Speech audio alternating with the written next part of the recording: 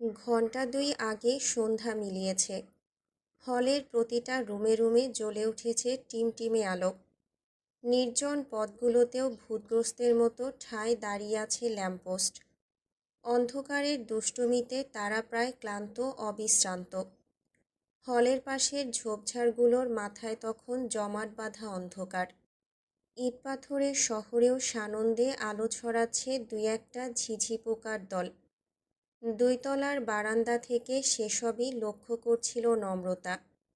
খুঁটিয়ে খুঁটিয়ে দেখছিল গাছের প্রতিটা পাতার হেলদোল।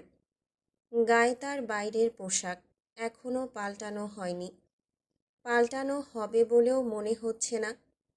বুকের ভেতর ধূপধাপ হাতুড়ি পেটানো হৃৎপিণ্ডটা একটাবারের জন্য নিষেধ শুনছে না। শরতের শিশিরে বাতাসের সাথে ভেসে আসছে বেলি ফুলের সুগন্ধ।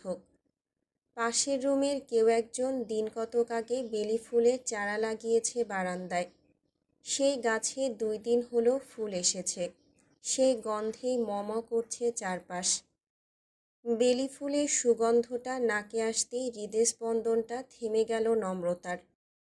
হাতে ধরে রাখা নীল চিরকুটটা শক্ত করে চেপে ধরে থম মেরে দাঁড়িয়ে রইল। তারপর ধীর পায়ে সরে এলো জানালার কাছে। জানালার পর্দা ভেদ করে আসা আলোয় চিঠিটা আবারও মেলে ধরল নম্রতা। ওই এক টুকরো চিঠিটাই 10মবারের মতো পড়তে আরম্ভ করল। এই তো পরিচিত সেই অক্ষর, পরিচিত সেই স্বাদ, পরিচিত সুগন্ধ। নম্রতা বুক ভরে শ্বাস টেনে টলমলে চোখে চেয়ে রইল নীলাভ কাগজের পাতায়। চিঠিতে সম্বোধন লেখার অভ্যেস আমার কোনো কালেই নেই। চিঠির সম্বোধনে কিছু লিখতে গেলেই মোটা মোটা চোখের অভিমানী একটা মেয়ে চোখে ভাসে। ভ্রু কুঁচকে বলে, তুমি কখনো সম্বোধনে কিছু লেখো না কেন? সম্বোধনে কিছু না লিখলে কি চিঠি হয়? চিঠি হয় কি না জানি না, কিন্তু ওই অভিমানী চোখ দুটো বড্ড দেখতে ইচ্ছে হয়। বুকে শিশির বিন্দুর মতো শুভ্র অনুভূতির বর্ষণ হয়। সেই অভিমানীকে অভিমান করার অসংখ্য সুযোগ দিতে ইচ্ছে হয়। অবসরে ভাবতে ইচ্ছে করে তার সেই অভিমানী মুখের নিখুঁত অব্যয়, কিন্তু পারি না। প্রত্যেকবারই মনে হয় সে এমন নয়, অন্যরকম। সবচেয়ে অন্যরকম তার চোখ। সে কল্পনার থেকেও কল্পনাময়, রূপকথার থেকেও স্নিগ্ধ সরল। আমি তাকে যত ভাবি সে আমায় ততই ভাবায়। অ্যাসাইনমেন্টের খাতায় ভুল করে তার নাম লিখে ফেলি। পাতার পর পাতা লিখে যাই একটাই নাম। নতুন করে অ্যাসাইনমেন্ট করি, সেখানেও সেই একই ভুল। আহ, কি যন্ত্রণা! আজকাল প্রেসক্রিপশনের পাতাতেও লেখা হয়ে যায় তার নাম। কাটি, আবার লিখি, আবার কাটি।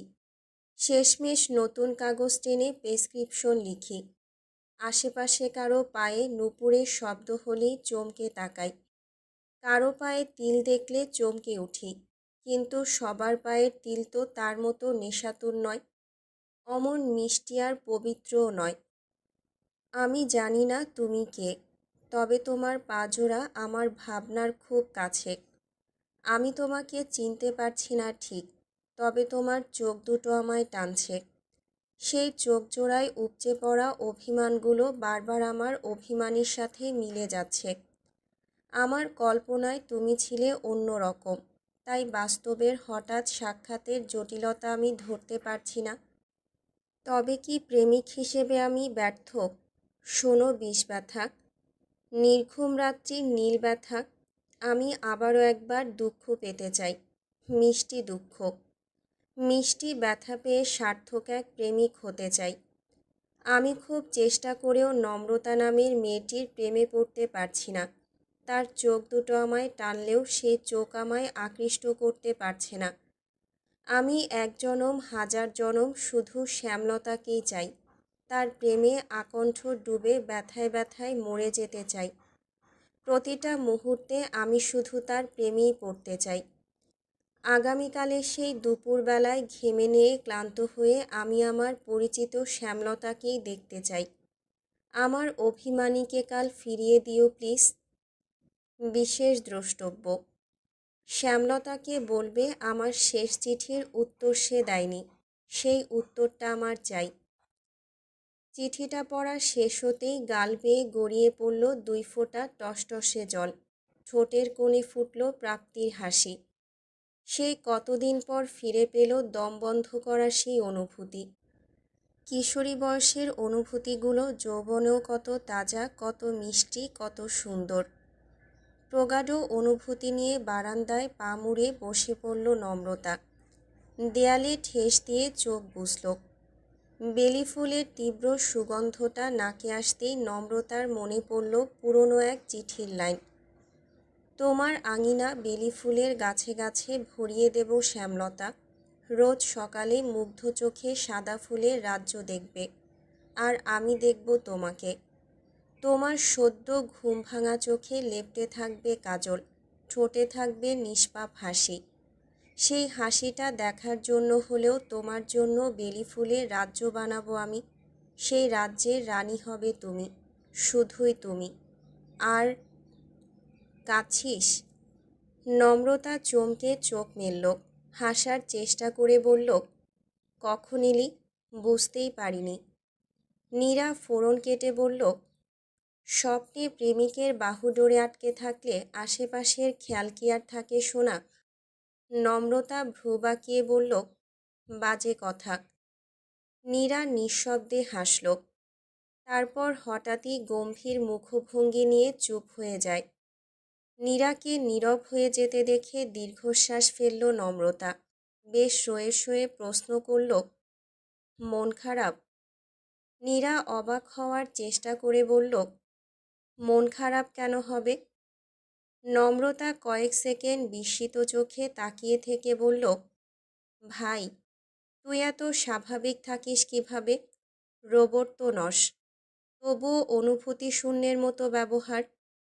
নীরা হাসল। দেয়ালে ঠেস দিয়ে আকাশের দিকে তাকালো। কিছুক্ষণ চুপ থেকে বলল, বাড়িতে খুব ঝামেলা হচ্ছে। কাকারা খুব বাজে বাজে কথা শোনাচ্ছে ভাইয়া আর মাকে। পুরো পাড়া জুড়ে বিশ্রী একটা খবর ছড়িয়ে গিয়েছে। মা আমাকে খুব দ্রুতই মরে যেতে বলেছে। ভাইয়া কথা বলা বন্ধ করে দিয়েছে। কাছের মানুষ, কাছের বন্ধুটি থেকে অপ্রত্যাশিত একটা ধাক্কা জুটেছে। এমন একটা পরিস্থিতিতে আমার কাছে দুটো পথ খোলা আছে নমু। এক, নিজের কপাল চাপড়ে কান্নাকাটি করা, নয়তো সিলিং ফ্যানের সাথে ঝুলে পড়া।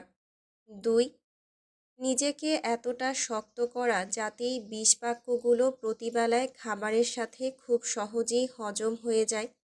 সমাজের নীতিবাক্যগুলো ছুরির মতো ঢুকতে চাইলেও শরীরের প্রতিরোধে বারবারই তা ব্যর্থ হয়। আমি দ্বিতীয় অপশনটা চুজ করেছি। এই ব্যথাগুলো হজম করার চেষ্টা করছি। আমি যে পরিবার থেকে বিলং করি সেখানে এত ইমোশন থাকা উচিত নয়। কথাটুকু বলে থামল নীরা। নম্রতার দিকে চেয়ে মৃদু হেসে বলল, আমাদের পৃথিবীতে খুব অন্যায় একটা নিয়ম আছে। সেই নিয়মের সাথেই বেঁধে গিয়েছে আমাদের ভাগ্য। এখানে কারো কারো জীবন থাকে সুখের ফুলে মোড়ানো। এরা কখনো সত্যিকারের দুঃখ সওয়ার সুযোগই পায় না।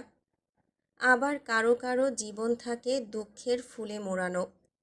এরা কখনো সত্যিকারের সুখ ফুলের সন্ধান পায় না। কল্পনায় সুখ ফুলের অব্যয়কেই পার করে দেয় গোটা জীবন। নম্রতা চুপ করে রইল। নীরাও আর কথা বাড়াল না। হঠাৎ করেই নিজস্ব ভাবনায় ডুব দিল। নম্রতা মৃদু কণ্ঠে বলল, অন্তুকে তুই ঘৃণা করিস না নীরু, ছেলেটা তোকে খুব ভালোবাসে বলেই।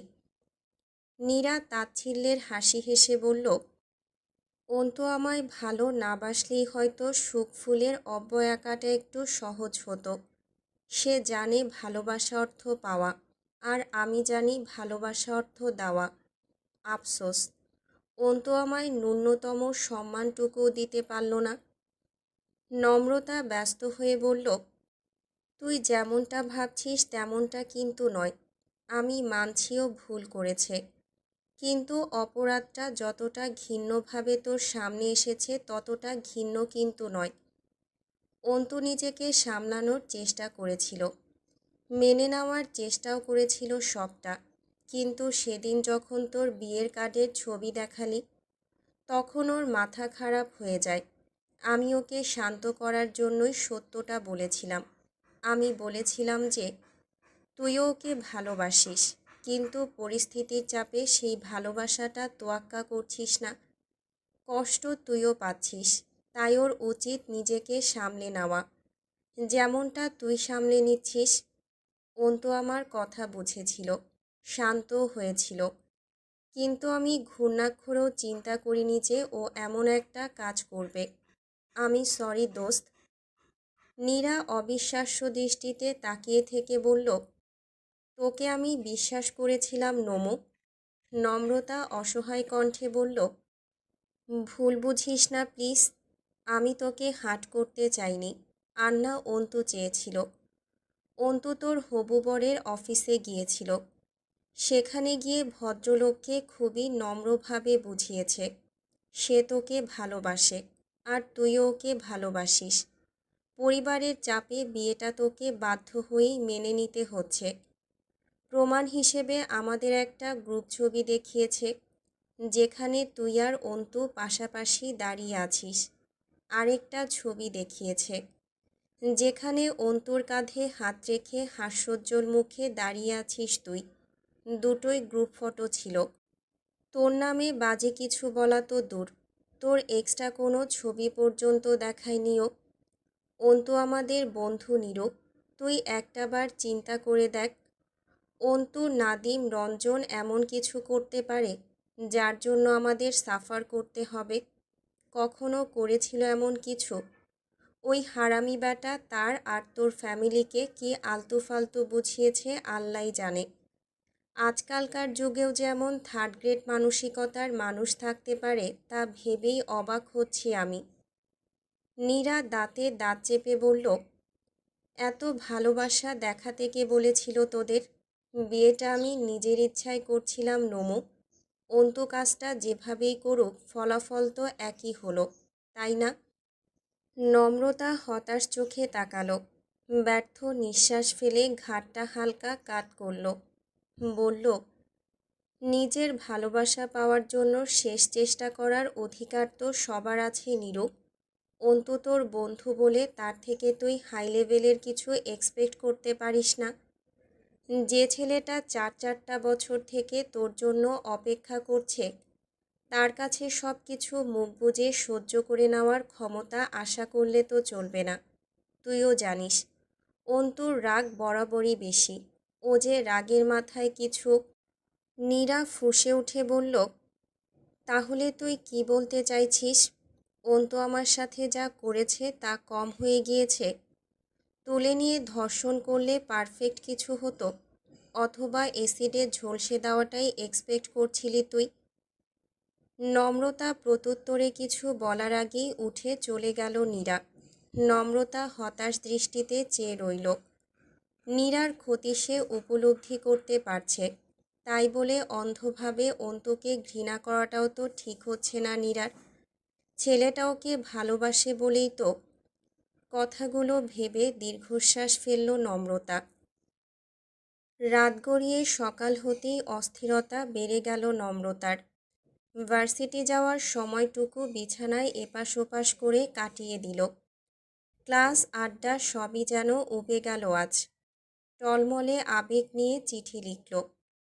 পছন্দ না হয় অসংখ্যবার কেটে কুটে ছুঁড়ে ফেলল মেঝেতে। আবার লিখল। ফ্লোরটা নীল কাগজে ভরিয়ে ফেলে ক্লান্ত শরীরটা এলিয়ে দিল বিছানায়। আকাশে সূর্যের তেজ বাড়তেই বিছানার নিচে থাকা লাগেজ ঘেটে লাল পেরে সাদা শাড়ি খুঁজে বের করল নম্রতা। তারপর অনেক দিন আগে চিঠিতে যেমনটা লিখেছিল দুজনে, যেভাবে তাদের প্রথম সাক্ষাৎ হওয়ার কথা ছিল, ঠিক সেভাবেই তৈরি হয়ে নিল সে। শাড়িটা সাধারণ বাঙালি মেয়েদের মতো খুব যত্ন করে পরল। চোখে গাঢ় করে কাজল টানল। পাতলা ঠোঁট দুটো লাল রঙে রাঙালো।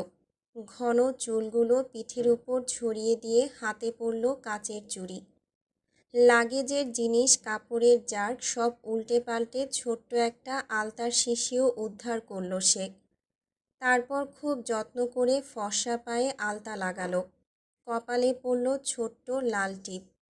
কানে ঝুমকো পড়তে পড়তেই ঘড়ির কাঁটা 12র ঘরে এসে ঠেকল। সাথে সাথেই নম্রতার ফোনে মেসেজ টোন বাজল। আরফানের দেওয়া ছোট্ট একটা বার্তা, অপেক্ষা করছি। এতক্ষণ শান্ত থাকলেও শেষ মুহূর্তে এসে নার্ভাস হয়ে পড়ল নম্রতা। হাত পা কাঁপতে লাগলো। অস্বস্তি আর লজ্জায় ডিপ ডিপ করতে লাগলো বুক। নম্রতা কিছুক্ষণ ঘরময় পায়চারি করল, দাঁত দিয়ে নখ কাটল। বারান্দা থেকে নিচের রাস্তায় উকিঝুঁকি দিল। ঠিক তখনই দ্বিতীয় বার্তাটি এলো। 12টা 20 বাজে মিস নম্রতা। নম্রতা বুক ফুলিয়ে শ্বাস নিয়ে নিজেকে শান্ত করল। আয়নায় নিজেকে শেষবারের মতো দেখে নিয়ে সিঁড়ি বেয়ে নেমে গেল নিচে। 2 তলা থেকে গেট পর্যন্ত পৌঁছাতে পৌঁছাতে অসংখ্যবার একটা চিন্তাই মাথায় খেলে গেল তার। বেশি সেজে ফেললাম না তো? আরফান কী ভাববে তাকে? পর মুহূর্তেই ভাবল, কী ভাববে? সে মোটেও ডাক্তার আরফানের সাথে দেখা করতে যাচ্ছে না। সে যাচ্ছে একান্তই নিজের মানুষটির সাথে দেখা করতে, তার বহু আকাঙ্ক্ষিত সের সাথে দেখা করতে। এত অস্বস্তি তাকে মানাবে কেন? গেটের কাছেই রিকশায় বসে অপেক্ষা করছিল আরফান। গায়ে তার নীল পাঞ্জাবি, ডান হাতের কবজিতে কালো রঙের ঘড়ি, এক হাতের মুঠোয় কালো ফ্রেমের চশমা। সূর্যের তেজে অনেকক্ষণ আগেই ঘাম ছুটেছে তার শরীরে। আরফান 2 হাতে মুখ ঢেকে জোরালো শ্বাস ফেলল। মুখ থেকে হাত সরিয়ে ঘড়িতে সময় দেখল। তারপর বেখেয়ালি দৃষ্টিতে একবার গেটের দিকে তাকালো। গেট থেকে দৃষ্টি ফিরিয়েই কপাল কুঁচকে ফেলল সে। ধীরে ধীরে ঘাড় ঘুরিয়ে আবারও গেটের দিকে তাকালো। গেটে দাঁড়িয়ে থাকা রমণীকে দেখেই কপালের ভাঁজটা সরে গিয়ে মসৃণ হয়ে গেল মুখ। ধবধবে ফর্সা নম্রতার গায়ে লাল পেরে সাদা শাড়ি, মায়াবী চোখগুলোতে ঘন কাজল। আরফান ঢোক গিলল। পাঞ্জাবির কলার টেনে ঠিক করতে করতে চোখ ফেরালো সামনে। তারপর আবারও তাকালো নম্রতার চোখে। ঘোর লাগা মুগ্ধ দৃষ্টিটা ধীরে ধীরে পায়ের কাছে এসে ঠেকল। সুন্দর পাজোড়া আজ আলতায় রাঙা, হাতে রিনিঝিনি কাচের চুড়ির শব্দ। আরফানের মুখটা ধীরে ধীরে উজ্জ্বল হয়ে উঠল। চোখের পর্দায় থাকা দ্বিধাটা সরে গেল মুহূর্তেই। রিকশার একপাশে সরে বসে নির্বিকার কণ্ঠে বলল, উঠে আসুন, এত রোদ, গরমে মারা যাচ্ছি। আরফানের নির্বিকার কণ্ঠে চোখ তুলে তাকালো নম্রতা। দ্রুত চোখ নামিয়ে নিয়ে রিকশায় উঠে বসল। রিকশায় উঠতে গিয়েই বাহুতে বাহুতে স্পর্শ লাগলো দুজনার। আরফান এবার আর আগের মতো সরে বসল না। দীর্ঘক্ষণ নীরব থেকে বলল, 30 মিনিট অপেক্ষা করালেন আমায়। নম্রতার কাট কাট জবাব। 30 মিনিটেই ক্লান্ত? মেয়েরা চাইলে 4 বছরও অপেক্ষা করতে পারে, অপেক্ষা করতে পারে অনন্ত জীবন। আচ্ছা, 4 বছরে কত মিনিট হয় জানেন?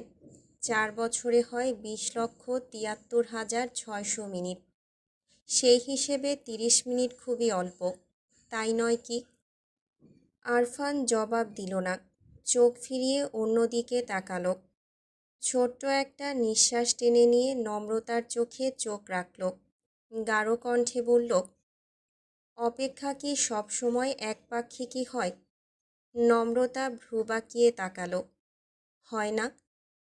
আরফান নিশ্চুপ চেয়ে রইল নম্রতার চোখে।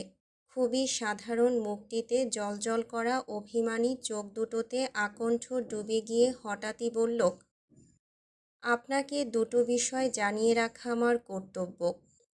প্রথমত, আপনার অতি শীঘ্রই হয়ে যাওয়া বিয়েটা কখনোই হচ্ছে না। দ্বিতীয়ত, সন্ধ্যার আগে আপনার হলে ফেরাটাও হচ্ছে না। আরফানের কথায় প্রগাঢ় অধিকারবোধের ছাপ পেয়ে ভীষণ অবাক হলো নম্রতা। মনের সুপ্ত কোনো গহ্বরে বয়ে গেল ভালো লাগার হাওয়া। আনন্দে নাকি বিস্ময়ে হতবম্ব হয়ে জানা নেই নম্রতার।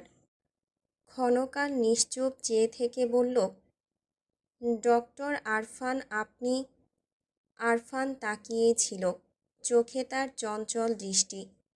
নম্রতাকে মাঝপথে থামিয়ে দিয়ে একদম অন্যরকম কণ্ঠে বলল, নিষ্প্রভ। নম্রতা একদম ক্ষীণ কণ্ঠে আওড়াল, নিষ্প্রভ।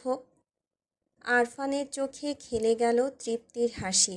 খোশমেজাজি কণ্ঠে বলল, কিছু কিছু মানুষের কণ্ঠে আমার নামটা একটু বেশি মিষ্টি লাগে। এক্ষেত্রে ক্রেডিটটা আমার নামের নাকি বিশেষ কারো কণ্ঠে ঠিক বুঝতে পারছি না। তারপর বাচ্চাদের মতো খুব ছেলেমানুষি কণ্ঠে জানতে চাইল, আপনি বুঝতে পারছেন?